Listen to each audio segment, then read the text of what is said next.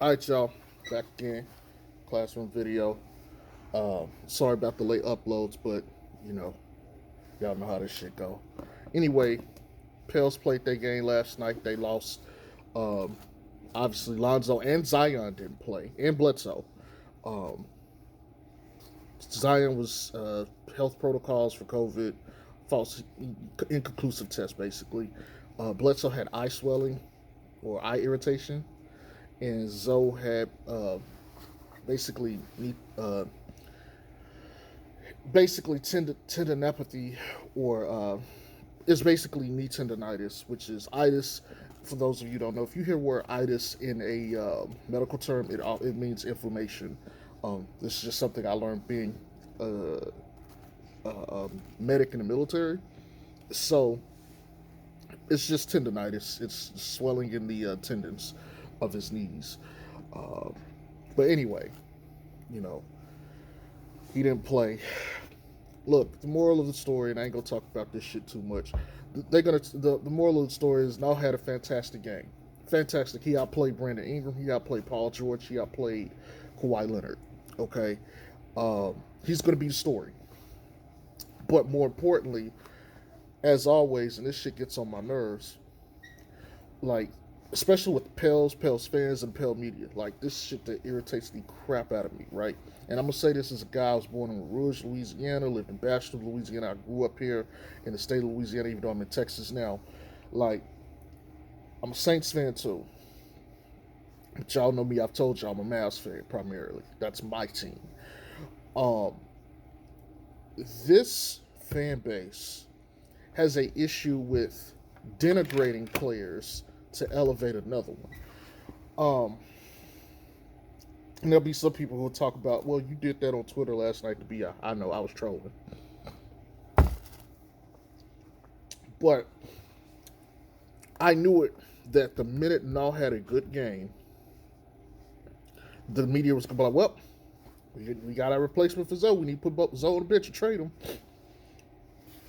Him and Kira Lewis made one bucket apiece, and it was already trade Lonzo, get him off the team. He's, oh, they know how to run a pick and roll better than him. It was all kinds of fuckery. And I'm sitting there like, bruh, why do y'all hate this man so much? If he plays better, that's better for the team. Why do y'all hate this man so much? Like, what did he do to y'all? Okay, fair enough.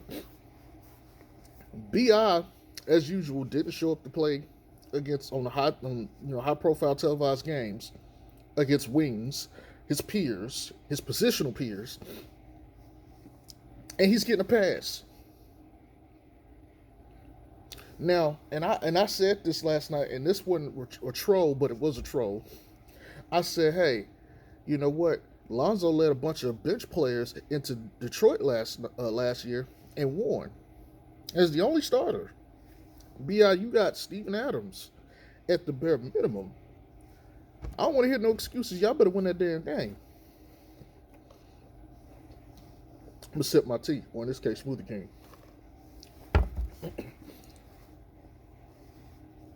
Didn't do it. They got close, but I'm gonna tell you right now who was taking all those shots. Kill Alexander Walker. But people are not gonna say, "Hey, we're so much better without because they said we're better without Lonzo." Fine. If y'all want to say that, that's cool. Then just trade the man. And let's be done with it. Let's go ahead and move the fan base on. Y'all can have non-cure, move Lonzo on, and be done with it. No need to assault this man every chance y'all get. This shit remind me of, like, you ever have a girlfriend and you leave her because she on that fuckery, that bullshit. And if I have ladies watching this channel, you could say fellas, you could interchange the gender, right? But I'm a guy, and I date women, so I'm gonna use that. But you leave a chick because she on some fuckery, and every chance she gets, she making subliminal messages and posts at you on, like, Facebook and on internet. That's what the Pels media shit look like. Every chance they get, if they get to denigrate Lonzo, they're gonna do it. I told y'all, this man could average a 24-point triple double on 50% shooting across the board and like 100% for free throw shooting. And he would be still, it would still be something wrong with him. Still be something wrong with him. I don't get that shit. But I digress. Check this out though. I told y'all that nigga No was ready. I told y'all. I was the first one capping for him way back before anybody else was. I told y'all that shit first. I said he need to be in the starting lineup. He need to be in the fucking starting lineup. He need minutes. But he don't want to play point guard, but everybody want to make him the point guard. I don't get that shit. But anyway, I'm happy for now because that means I was right too. I said that shit. He showed up and played, and I said he ready to play. Get a man minutes. He need to start. He would space the floor. Nobody's gonna talk about how much floor spacing they had though last night. Could buy a basket from BI, but them niggas had the most floor spacing they've had all year long. And that was without Zion. It was without Bledsoe. You know what I'm saying? I'm not saying you don't start or play those guys at all. But, maybe you move one of those guys to the bench, i.e. Bledsoe, to add a little bit more space. But, my thing is, hey, you can't, if you let Lonzo run point, or even if you let B.I. run point, another shooter definitely don't hurt. Definitely. And you still got a person who can score at all three levels, no matter who's running the offense. Lonzo can score at all three levels. He's shown he's a much improved finisher. He's shown he can hit the mid-range. He's shown he can hit threes. Granted, the percentages are low on the threes right now, and his field goal percentage overall is suffering. But he can hit at all three levels, right? Hell, I think before the night, Nickeil Alexander-Walker was like 39% field goal shooting and like 29% from three. So, hey, but he's so much better than Lonzo. Kira Lewis had a good game. Shout outs to the brother. I don't want to denigrate players on my channel. I want the team to win. That's what matters first. That should matter, take priority. Kira Lewis played really good. He only played 16 minutes. I thought he did an excellent job. Yes, he made some rookie mistakes, but he's a rookie. That's going to happen. Kudos to him, though, for handling it. He did very well. I got to give him credit. The bench, though, and I'm going to include Josh Hart in this. Bruh, you played 30-plus minutes, 4 points.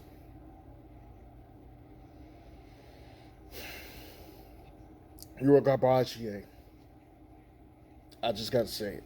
I said the same thing to Lonzo. People think I'm going to stand for Lonzo. I said it. You can go look back at my videos. I said that nigga was garbage. Yeah, he was garbage. Okay, can't have that. And I also said that was caping, not capping. But I was also caping for Josh Hart to start. And I still stand by that too. If you start Hart or if you start Walker, I'm okay either way.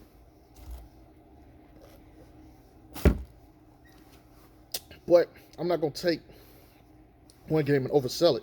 See, Nickeil Alexander did very good tonight. He could have another night where he go and he took a lot of shots, let's be honest. But he could have another night where he's like 2 of 16. He have another night where he's like 3 of 10. And then people are going to be looking stupid for saying he should start. Me, I'm going to ride the wheels till that motherfucker fall off. I'm consistent. I'm not worried about Zoe. I'm not worried about his position on the team. I'm not worried about Nickeil Alexander-Walker, his position on the team. I'm not worried about Kira Lewis, his position on the team. I'm not worried about any of these guys like that. They're players. They want to play. They want to win. They'll figure it out. Give them time. It's been my belief forever. Give the players time. They figure it out. People were on Maxi Kleber when we first got him, Dallas Mavericks, and I was like, give the nigga time. Now he's a really good player on a really good team. People take time to learn this stuff. I think Chauncey Billups didn't actually start popping off to his late 20s, and he started to live up to his high draft pick. It takes time, man. Y'all got to be patient with these guys. And situation matters, too. All my LaMelo Ball fans out there, y'all understand. He should be starting, but they're not. But hey, your situation affects a lot of things. We cool with that. I don't think GP, Gary Payton, I don't think he started having good years till he was like 28 years old. Like, that's when he solidified his place in the league and knew what kind of player he was. But anyway, we got to stop this. Pels fans, Pels media, y'all got to stop denigrating one of your players to elevate another. They all can eat at the same table together, and that's the whole point. You're supposed to be a team and win. Zoe went online, congratulated and killed Alexander Walker like he does every one of his teammates when they have good games like that. Let them be a team. Stop trying to tear them apart. Stop trying to cause this friction. That shit ain't necessary. But speaking of friction, y'all know I gotta talk about it. Houston Rockets make the trade. Brooklyn is getting James Harden, losing Karis LeVert and Jared Allen. Jared Allen is going to Cleveland. Karis LeVert is going to the Pacers, and Vic Oladipo is going to Houston. Now, I like this trade for all the teams involved, but I got a question. People adding Kevin Love to this. Kevin Love is not a big. He's a power forward. He's a stretch forward. Drummond, JaVale, Allen. They got 3 centers. Somebody ain't finna get play time, so they might shuffle the deck a little bit. Somebody might get moved. Since they got Jared Allen, I doubt it's him. So it's either JaVale or Drummond. Take your pick. We'll see how that goes. But I'm going to tell y'all what. Cleveland going to be coming in the next couple of years. You heard that shit first from your boy. They got a really nice core. They got nice players. They're going to be good in the next couple of years. They just need a little bit of more grooming and growing together. So give them a couple of years, and you're going to start seeing Cleveland in the playoffs. You heard it from your boy first. Pacers got rid of Vic, who we heard didn't want to be there, and they got Karis LeVert, who's a similar kind of player, and he's got longer on his contract. So they can extend him and make him part of their bigger plans going forward. That's a big win for them. Love that move. I still think Vic is better, but you replace him with a similar kind of player who will want to be there and will want to get max money. You can give him max money, especially if he lives up to his plan. That's a good move. If not, you can get off of him. Vic to Houston. So Vic is in the backcourt with John Wall. They're probably the best defensive backcourt in the league. I may be wrong about that, but I'm gonna think hard on that one. I'm gonna have to make another video, come back about that. But best defensive backcourt in the league, bar none. John Wall plays defense. Vic plays defense. Offensively talented, they might currently be the best offensively talented backcourt in the league, next to Portland.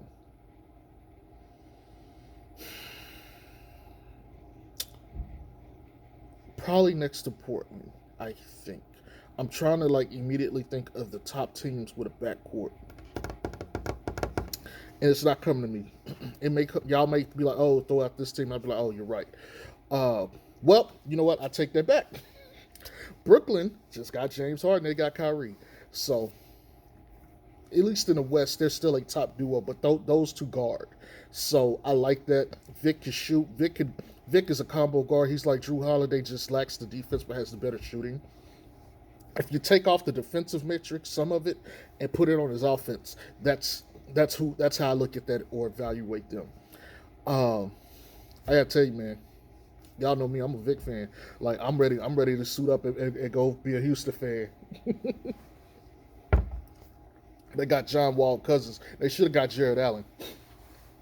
That's me though. I would have took Jared Allen. Fuck giving Cleveland him. But hey, they needed that pick to get the deal done. So I completely understand it. But man, I gotta tell y'all. Here's the thing. Like I told people, they weren't playing defense in Brooklyn anyway. If you're going to beat them, you need 150, 160 points a night.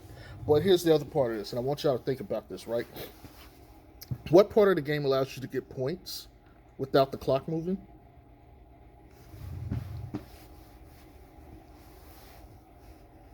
Free throws. Who did they just bring in? James Harden.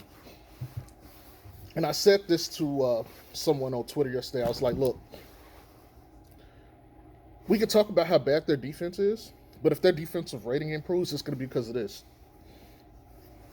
You start those three. I don't have to say who they are. You start the three in Brooklyn. You pull James out early. While KD and Kyrie are still playing, they come out. James Harden comes in. James Harden is going to go up against the bench players. What is he going to do? Get to the basket, eat. They're going to be less disciplined. They're going to foul him more. So,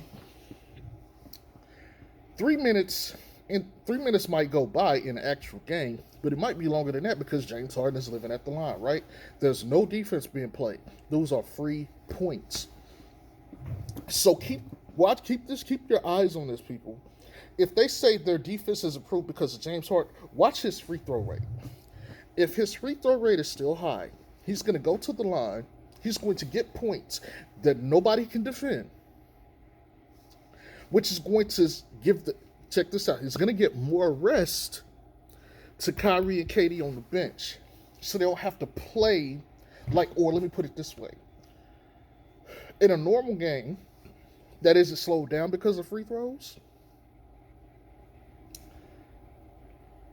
the time that you're actually out, it's kind of in line with actual play time, right? But let's just say James Harden is going to the free throw line like every other minute, right? You say you might normally want to sit those other guys out 5 or 6 minutes. Well, if you sit them out 5 or 6 minutes, it's probably going to be more like 10 to 15 minutes because James Harden is going to slow the game down. Nothing's going to happen. He's going to be at the free throw line, getting his reps in. So they can come back in sooner and do their damage. Now, this also works for the other team and the other players. They also get the break too. But the point is, you're going to get the most optimal versions of KD and Kyrie throughout the game. Because with him slowing down the game and less time is trickling off the clock, they get the rest for longer periods inside of a shorter time span. You see what I'm saying?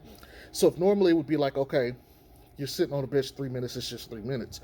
If James Harden is getting to the free throw line and stopping the game, they may be getting in game time may have actually lapsed 3 minutes, but they might have sit on the bench 7. Right?